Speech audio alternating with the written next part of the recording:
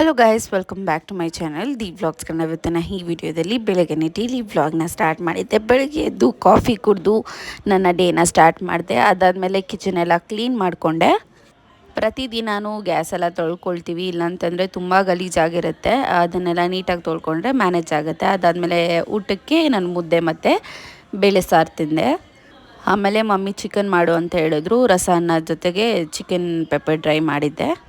So chicken pepper dry ಇವತ್ತೇನಾಗಿತ್ತಂತಂದರೆ ಸ್ವಲ್ಪ ಸಾಸಿಯಾಗೆ ಮಾಡಿದ್ದೆ. ಅದು ನಮ್ಮ ಮಮ್ಮಿಗೆ ಇಷ್ಟ ಆಗಿಲ್ಲ. ನಮ್ಮ ಮಮ್ಮಿಗೆ ಯಾವಾಗಲೂ ಡ್ರೈಯಾಗೆ ಇಷ್ಟ. ನನಗೆ ಗೊತ್ತಿರಲಿಲ್ಲ ಅದು ಸಾಸಿಯಾಗಿ ಮಾಡಿದ್ದೆ, ಅವ್ರಿಗೆ ಇಷ್ಟ ಆಗಲಿಲ್ಲ ಅಷ್ಟೊಂದು.